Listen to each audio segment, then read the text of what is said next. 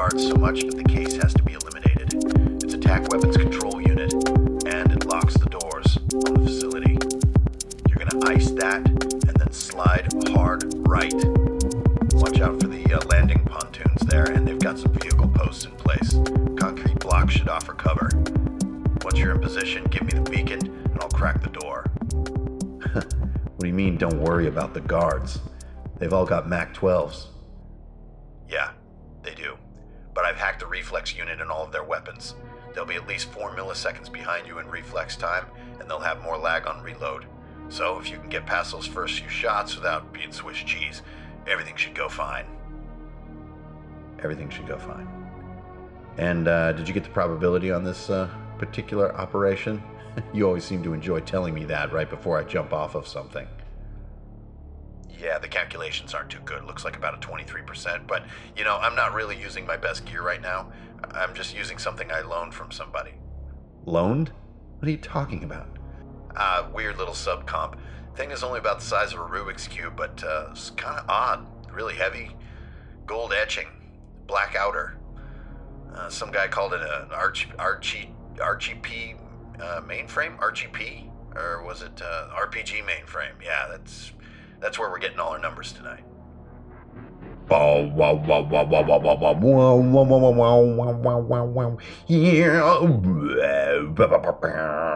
to the RGP mainframe. I'm RGP, your host here on Runehammer, the podcast that is made to last up in this biz. Hey everybody, and patrons, hello, thank you for your ongoing support, and brand new patrons, welcome. This is the first of 4 podcasts that are going to be out this month, in my favorite month, October. And this one has been in the cooker for a long time. I keep sort of working on it and then going, I don't know. And then I'll work on it, put it away. But every once in a while, this is what's so great about working in a journal, is that paging through it can really bring you back to some of your thinking. And I don't think digital files really have that same sort of feel of like paging back to look at what you were thinking. There's just so many files on your computer, you don't really do that. But this particular podcast, I have a couple of pages from, it looks like about 3 weeks ago is really when I started working on it. So just to give you a sense of how long I cook these stinking podcasts sometimes. So I'm looking back and I find these couple of pages, and they are titled The DM Push and Pull. So everything in the RPG mainframe is all about playing better, being better game masters, right? And just getting more out of each moment that you're at the table, because you don't get to be at the table probably as much as you want to, if you're anything like me. But also, not all games are created equal. Now, I know that everybody has their own style, and everyone's on a different point in the path of being masterful with things. And so we don't want to be too evaluative or critical of each other as far as the art of dungeon mastering goes. But I want to get it out in the open that not every session you play is created equal. There are some that are better than others. And striving to be as good as you can be and as tight and fun and mechanically accurate as you can be does not mean that sessions where you weren't your best are somehow worth a flogging. It's okay to not always be at your best. It's okay to have plenty of room for improvement. Everyone has something left to learn in life, no matter where they are on the path. But I do think it's important to see that there's a reason to take this journey. There's a reason to think deeply and critically about the art form of being a dungeon master. Especially in the modern era, RPGs are getting more and more popular all the time. And we're getting some of the, I guess you could call it cruft or chaff that comes with an increase in popularity in any special interest or hobby, which is you get some lighter material. And a lot of times lighter material isn't going to help you push yourself as a dungeon master and push your skills. It's a little more sometimes about gags or silliness and so on and so forth. But we are Runehammerians. We are part of the shield wall, and we are always striving to be just a little bit mo better than we were the week before, and blow our friends' minds with our storytelling, our voices, our imagination, our mechanical accuracy, our long memories, and most of all, our humanity as dungeon masters. And so we come to today's topic for the podcast that's made to last, and that is what I've been calling push and pull. Now, push and pull is a very big topic that for me did not begin with dungeon mastering. It actually started in just and this may sound shocking, a normal social interaction. So a friend of a friend learned that I was, a bit of an aficionado when it comes to dungeon mastering. Basically that I put a lot of time and thought into it. I'm not sure how much better I'm getting at it, but I definitely think about it a lot. So this, sort of information got around, and this friend of a friend asked if they could sort of sit down and we could talk about the RPG that's being worked on, and I could give my thoughts, right? And I said, oh man, I love doing that. I love thinking about game design, and I love thinking about narrative design and storytelling and all this great stuff. So let's go have a beer. So we went and we sat, and what sort of occurred was, I think just because of sheer enthusiasm, I was just sort of pelted with fact after fact after fact and idea and detail and idea and detail, and really almost didn't get any words in edgewise. And so that's no big deal. That happens when people are excited about their ideas, right? But later that night, I was thinking to myself about what had happened, and in my mind, it formed this idea that I was sort of being pushed and pushed and pushed, and I was never being pulled. And to me, being pushed doesn't feel that good, right? But being pulled feels nice. It's like being pulled is being welcomed or being invited or being, treated or included. Whereas being pushed is, to me, starts to feel like being shoved, right? And I'm being pushed. And so I started developing this idea of conversational push and pull. And now, before I get too much into the detail of thinking through why this is useful for us as dungeon masters, I just want to hit you with my thesis. My thesis may be self-evident, but I need to say it, right? This is key to clear thinking, especially when you're talking about the podcast, right? My thesis is that a balance of pushing and pulling elements in a conversation makes for the best possible RPG experience. So your game is going to be the most fun if there's a balance of push and pull. So it isn't that one is good and the other is bad, it's the balance. And as we go through this discussion, I always want you to return to that core of thinking. It's not that one is good and the other is bad, it's that together they work. It's a balance of both. And balance in this case does not mean that they're equal, it's just that there's a rhythm, there's an interchange. You don't get too much into pushing or too much into pulling. There's an interchange and a literal sense of balance, not a game design sense, as conversations, storytelling, and most importantly, interactive tabletop gaming are unfolding, okay? So that's my thesis, that we want to find this balance. Okay, but now I want to look at what the elements really are. And I've got a bit of a Venn diagram here. And I'm gonna actually make this Venn diagram the art for the post when I put it up on Patreon. So you might be looking at this Venn diagram, excuse me, as we speak. So we've got two sides here. We've got pushing and we've got pulling. And I'm just going to throw down a little bit of a list on each side so you can start to see what I'm thinking and why this is useful, because it's an analytical tool you can use for yourself to improve. So pushing, to me, is the mode of being in a sort of almost dogmatic or lecture-like state. You are pushing information at your audience, or in this case, players. Pushing includes things like presenting facts and lore, presenting answers to questions, presenting new game systems, introducing threats to the game, or announcing gods or the will or statements of the gods, which goes right hand in hand with lore. Another way of pushing when you're the dungeon master is offering your rulings on rules, questions, or discussions. And another way of pushing is being dramatic, or actually being intense is a form of pushing. Being assertive or aggressive.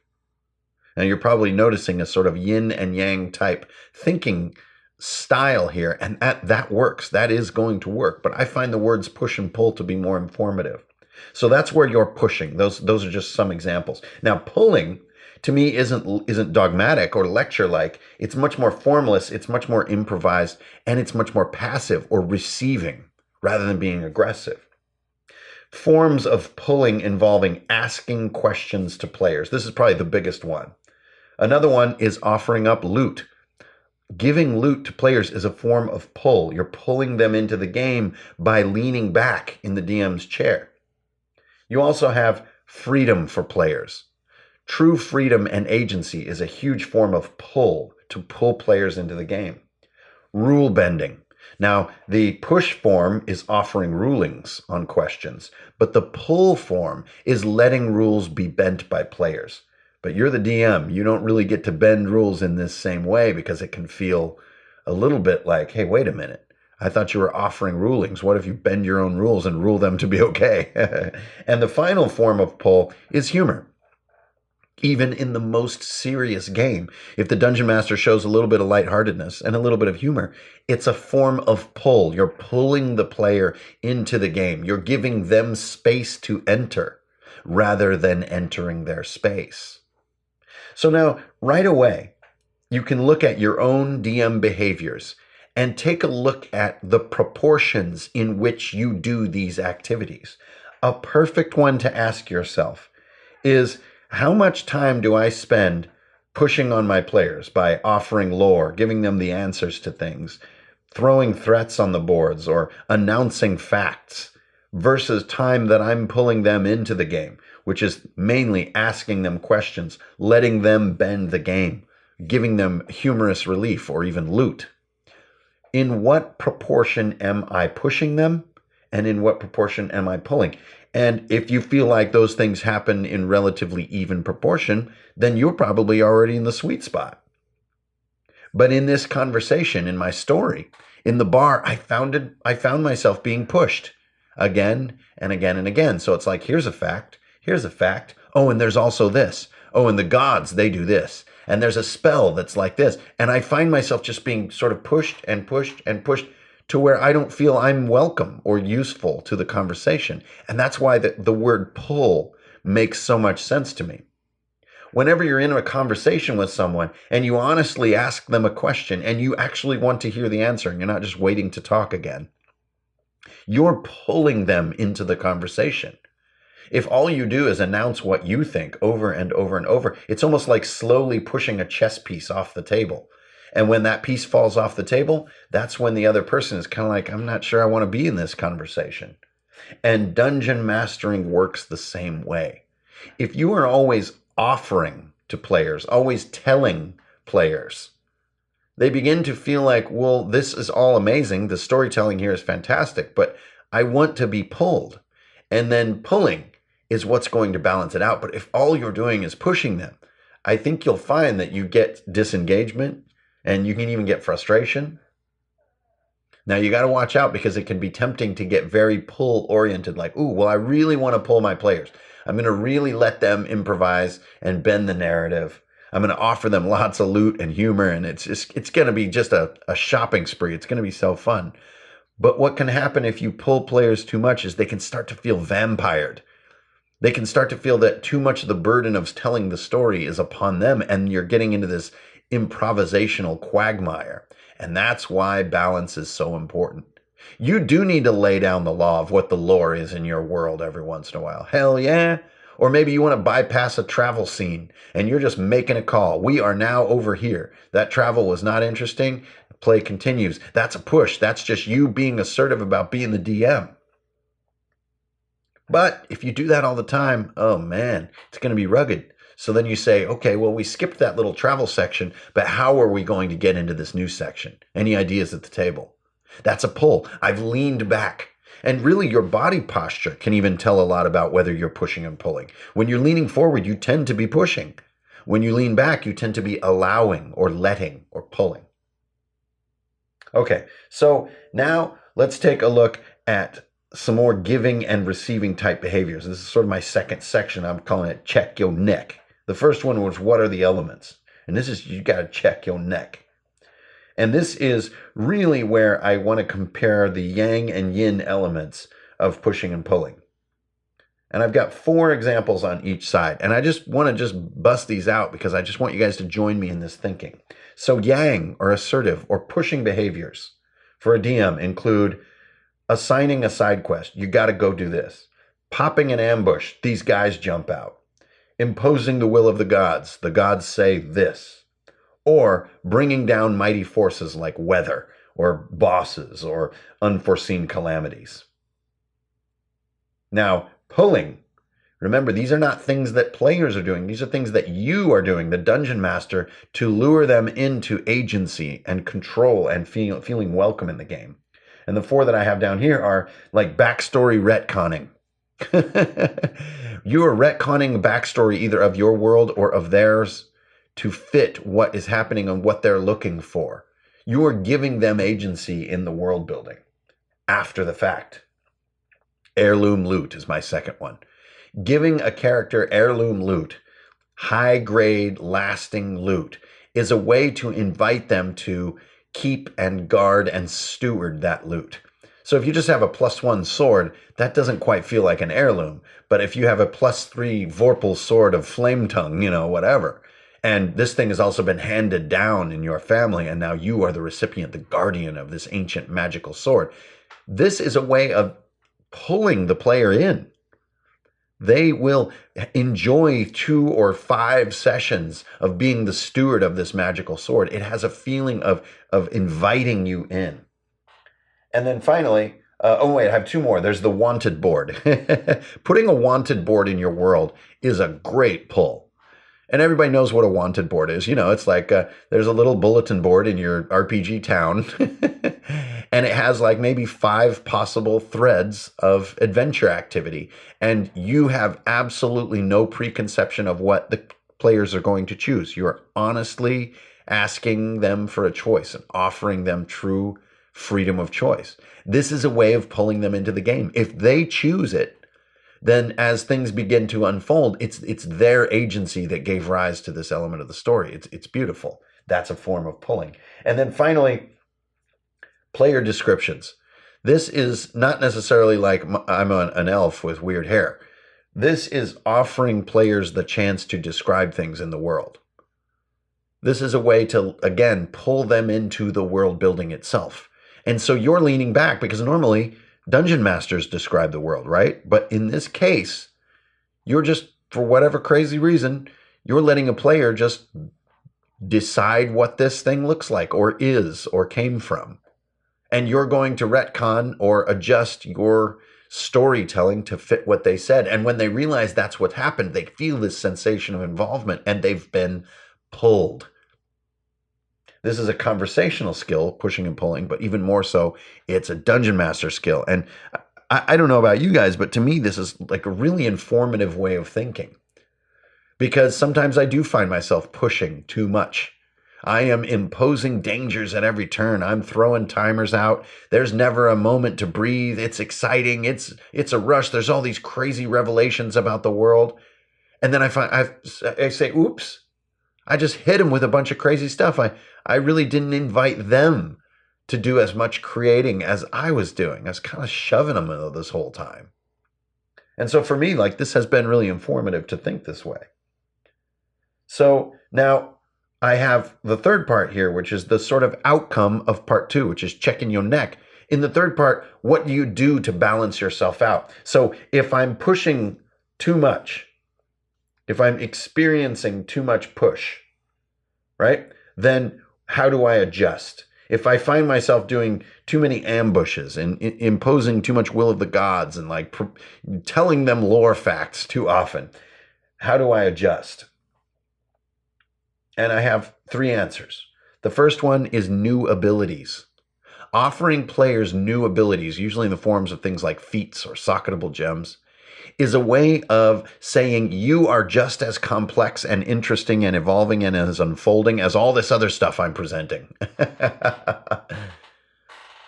So the easiest form to grant new abilities, of course, in the index card RPG mindset, is with loot. And again, it's a way of saying you have a somewhat new complex micro puzzle to solve during the next set of challenges. It's this ability. It's a way to ease off being too pushy and too aggressive as a dungeon master is to bring the focus back to the player build, which a lot of times kind of mainly lives at the beginning of the game and then only happens in tiny increments throughout, even when leveling up. And so doing this, I think, invites the player to see the joy and complexity in their character, not just all the cool stuff you're presenting.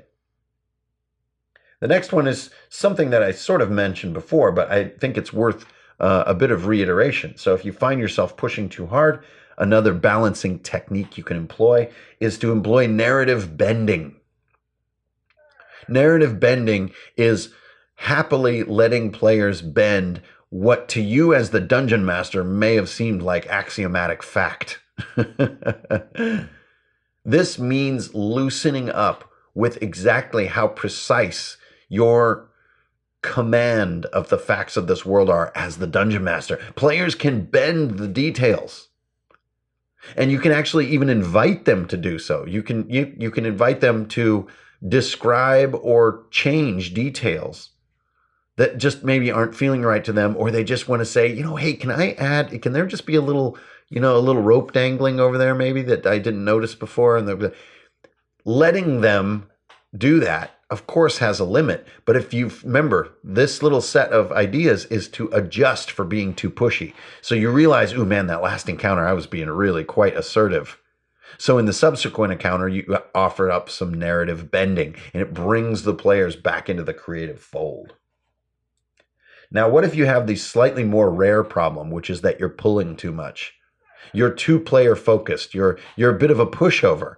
You're letting them call too many shots, and there's no verisimilitude in your world, no sense of touchable reality. It all feels like an improv quagmire that players are just running amok upon. Murder hoboism can often have this feel, is that the DM isn't being pushy enough. And so in that case, what do you offer to regain your assertiveness and your power and your dominance as the dungeon master? How do you get it back? And I've got 3 ideas here. And they're the 3 things probably that I do the most in my game. Probably a little too much. The first one is throw in a truly aggressive enemy. And this doesn't mean a monster that jumps out and wants to, bite at their hit points. This means someone or something with a vendetta against them.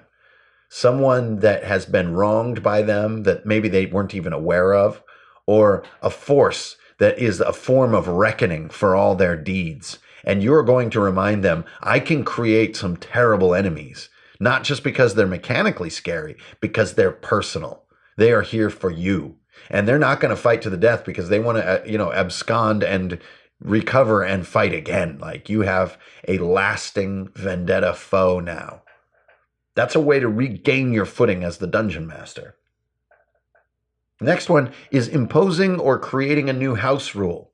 A house rule is a nice, simple, and friendly way to remind the players that you are the captain of the game design of this game. So if you find yourself in a situation, which is all too common, really, where players are starting to know the rules and the mechanics of monsters and other elements of your game, and once they know them quite well, it can be hard for you as the dungeon master to bend them in a believable way. And so what you can do is designate some of these bendings that you're doing as house rules.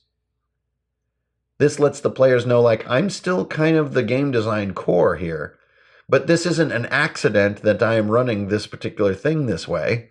I'm doing it because this is how this thing's going to be. I'm going to experiment with this house rule for a while. And this takes it out of the sort of rules lawyer argument and just places it into the ballywick of the dungeon master. Says, hey, this is what I'm doing. I hope it works out. And in the next few sessions, maybe you can talk about, hey, did that house rule work out? That would be a form of pulling. You see, now you've become passive. You're pulling the players into the rules discussion rather than having them jump into the rules discussion, which, can be scary. And finally, probably the thing that I would like to think I do the most in my games, a way to regain the dungeon master's chair or your assertiveness, your pushing power, if you're pulling your players too much or if they're pushing too much, is to offer an amazing reveal in your world, an amazing twist of facts, an unexpected truth, or a complete reversal of truth, or a shocking vista of scale, or even scaled back or forward in time. Some kind of revelation that gives sudden and new crazy context to what's been happening. And one of the classic moments of doing this is in the movie Logan's Run, where they are struggling in this science fiction society and wandering through a wilderness in their hope to escape. And they come around a bend and they look up, and it's the Capitol in Washington. It's the White House, overgrown with all these vines. And I know that that's a very old movie from the 70s, but when that came out, that was a shocking moment. It was like, oh my gosh, they're on Earth, just like the Statue of Liberty in Planet of the Apes, right? It's just this, whoa, okay, wow, wow. And what this does is say, I'm the dungeon master here. I still have this bigger vision. But remember, you're only adding this in because you realize maybe you're letting them run rampant on your world a little bit. So, sort of to summarize, you pull characters by letting them sort of sandbox your world, even sandbox themselves, even sandbox the rules. The directions become very vague. They're allowed to make true decisions and pursue them of their own volition. You're pulling them in. You're asking them questions. And when you're pushing, you are presenting the unshakable parts of the world. You are ruling. You are making judgments. You are introducing the doom that will crush them. You are asserting yourself upon them. And neither of these behaviors is the answer. It is an always changing and evolving mixture of these two things, of pushing and pulling. And then I think what gets even more interesting is thinking of this not just in terms of dungeon mastering, but in terms of conversation. And honestly, a lot of times I see people do a better job at being dungeon masters than they do at doing conversation. To exercise pulling in a conversation is the number one way to make someone else feel good about themselves. To honestly ask questions in hopes of hearing the answer. Now, I know that, well, isn't that all conversation? But you guys know, if you think critically for a moment, so many times the questions asked in a conversation are really just kind of pleasantries. They aren't necessarily plumbing your thoughts. But you're not like that. You're a critical thinker and you're a lover of people. And so when you're in a conversation with a random person at the pub next to you, bellied up to the bar and having a beer, when you ask them a question, you really do want to hear the answer. You're curious where they're at. And the feeling of someone else being honestly interested in you is fantastic. And it's really inviting to join into a conversation. But remember, we got to get back to balance. If all someone does is ask you questions, they start to feel like a stalker or a vampire, right? But if all someone does is tell you about themselves, oh my gosh, please shut up.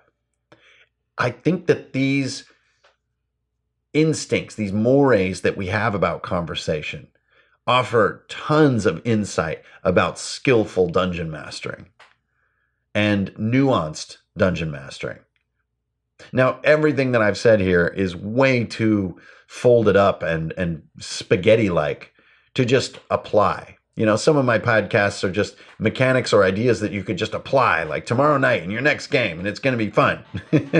But this one is far more nuanced and I think detailed if you think about it. And I think it deserves a page in your journal to ask yourself what your pushing or assertive behaviors are and what your pulling or passive behaviors are when you're dungeon mastering. Take a look at yourself and ask, where am I at? Now, because of the theme here in October, all of this somehow has to come back to being relevant to Retune, the Cyberpunk Runehammer project, right? And the relevance here of the push-pull balance is that I'm staring down doing some Cyberpunk game mastering, both this fall and at the beginning of next year, and hopefully well beyond that. The more that I've looked at it, the more that I've been looking back at my previous game mastering forays or stints and realizing that I have been leaning far too heavily on a sort of an assertive style. And also, I've been leaning on a very tactical and very foot-by-foot style. And I don't think it's going to work that well in Cyberpunk. And that realization isn't negative. It's just me saying, whoa, I need to up my game a little bit. I need to embrace a little more theater of the mind. I need to not worry about, how fast this motorcycle is versus that motorcycle. I'm going to need some nice tools to build some narratives out that my board or my grid is probably not going to tell us. And I need to up my game as a dungeon master to tell the kinds of stories I want to tell. More importantly, is my patience with nuanced role-playing has to improve. Patience is a passive behavior. And so for me, it's a little bit counterintuitive to be patient. It's much more natural for me to want to push the action and push the intensity and blow people's minds, right? But patience is letting players settle into themselves and into deeper conversations, especially if we're going to be confronting existential issues like those that are at the center of the cyberpunk genre.